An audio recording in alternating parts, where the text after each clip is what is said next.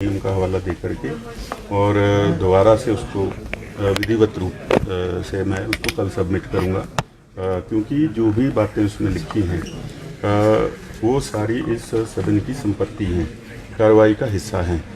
तो पूरा जैसा वो चाहते हैं नेक्स्चर लगा करके सब कुछ वो सारी चीज़ें, क्योंकि ये गंभीर मसला है और सदन के अंदर झूठे आंकड़े देना, झूठ बोलना, आज भी आपने देखा कि विपक्ष को कितनी बार वॉकआउट करना पड़ा है।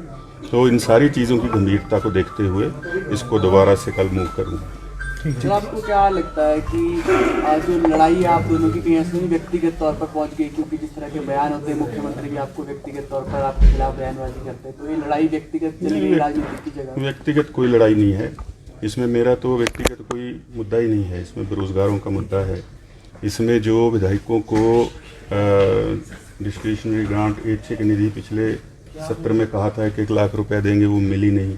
जब सदन के अंदर कह दिया और मिली नहीं और कहा कि 3 दिन में 4 दिन में आप ले लो, आ जाएगी, ऐसी बातें हैं। और साथ में जो लगातार बजट पेश किए गए उनके अंदर जो बजटरी प्रोविज़न करके तभी बजट का हिस्सा बने होंगे, घोषणाएं की, उन पर जो काम नहीं शुरू हो रहे हैं, तो इसका मतलब है कि लिख करके जो दिया जा रहा है और जो बोला जा रहा है वो कुछ और है और धरातल पर जो हो रहा है वो कुछ और है। तो मैंने उनके साथ कोई ज़मीन थोड़ी बांटनी है।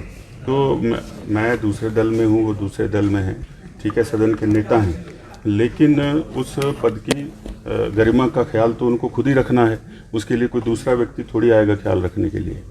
सर, लगातार ये आरोप आपकी ओर से भी कहा जा रहा है, विपक्ष भी लगातार कह रहा है कि मुख्यमंत्री जो है सदन के अंदर झूठ बोल रहे हैं, कितना गंभीर मानते हैं?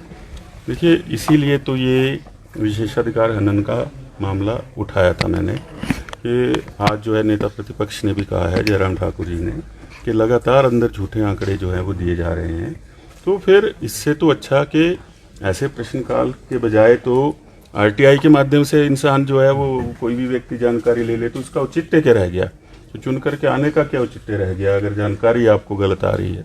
सीएम सुक्खू तो कह रहे हैं सुर्खियों में बने रहने के लिए आप प्रिविलेज मोशन लेकर आए हैं। उसके लिए कोई मुझे सुक्खू जी की ज़रूरत थोड़ी है कि मैं सुर्खियों में आऊँ नहीं आऊँ। और उनको क्या मैं बैसाखी बना करके अपनी राजनीति का सफ़र थोड़ी तय करूँगा। ठीक है सर।